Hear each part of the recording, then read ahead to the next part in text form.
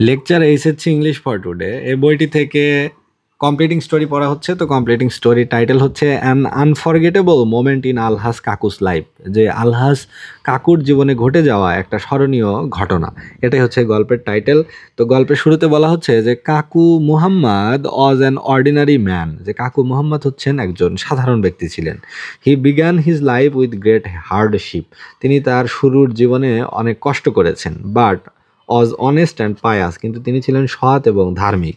In the later part of his life he became wealthy enough to visit Mecca for pilgrimage, এবং শেষ বয়সে তিনি অনেক সম্পদশালী হয়েছিলেন, হজ করার মতো সামর্থ্য তার হয়েছিল।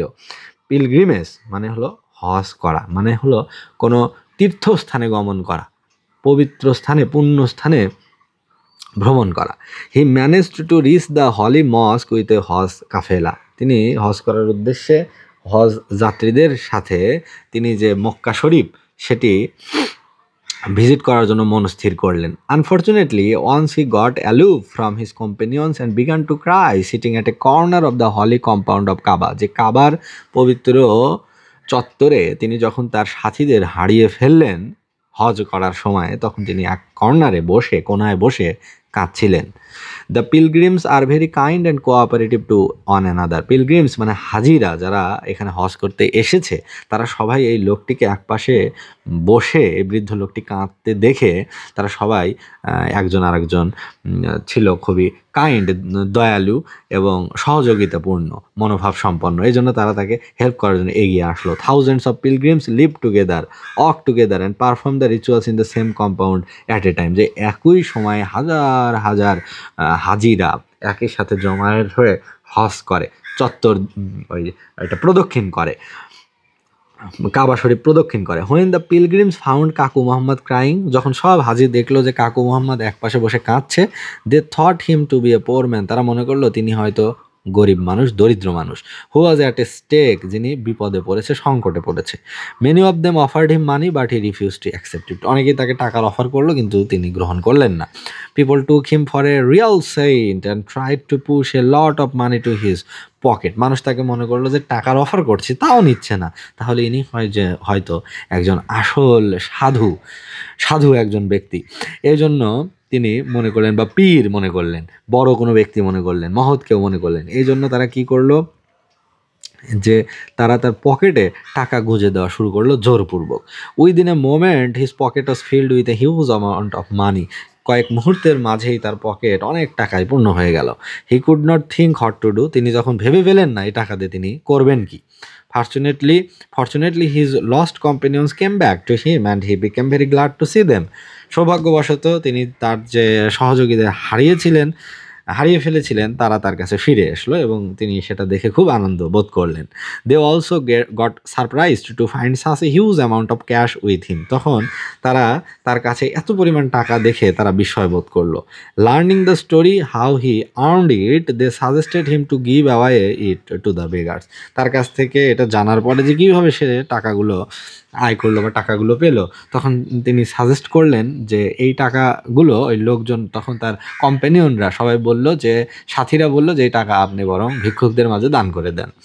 কাকু Mohammad happily distributed the money among the handicapped beggars in the street, রাস্তার যে প্রতিবন্ধী, হ্যান্ডিক্যাপ্ট মানে প্রতিবন্ধী, শারীরিক বিকলাঙ্গ যারা, হাতে হয়তো খোঁড়া অথবা হাতে সমস্যা, পায়ে সমস্যা, এরকম যে যারা শারীরিকভাবে চ্যালেঞ্জড, ফিজিক্যালি চ্যালেঞ্জড যারা, তাদেরকে তিনি, রাস্তার যত ভিক্ষুক ছিল তাদেরকে তিনি টাকাগুলো বন্টন করে দিলেন। He could never forget this incident in his life, তার পুরো জীবনে তিনি এই ঘটনাটা, তিনি এই মুহূর্তের কথা কখনো ভুলতে পারেন না। এটি একটি আনফরগেটেবল একটা স্টোরি তার জীবনে, বা ইনসিডেন্ট, একটা গল্প। তো এখানে এই স্টোরিটাতে আমরা দেখলাম যে একজন কাকু মোহাম্মদের জীবনী পড়া হচ্ছে। তার লাইফে কি ঘটেছিল, যে তিনি একজন অনেস্ট এবং পায়াস পার্সন ছিল। তো তিনি তার শুরুর জীবনে অনেক হার্ডশিপ বা কষ্ট করেছেন, কিন্তু শেষ জীবনে তার অনেক অর্থ সম্পদ হয়। He became A wealthy person and he decided to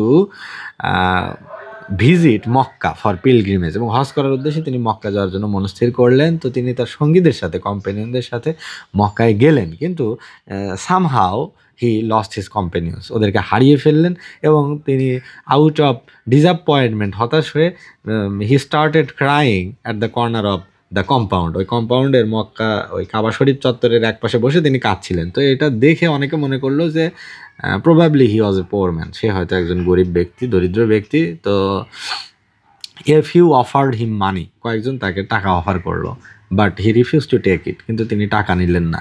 তখন লোকজন ভাবলো যে সে সম্ভবত একজন রিয়াল সেইন্ট, যে একজন সাধু ব্যক্তি, তিনি তো টাকা নিবেন না। তখন তারা কি করলো, they started pushing the money into his pocket, ওই জোর করে ঠেলে ঠেলে তার পকেটে টাকা গুঁজে দিচ্ছিল।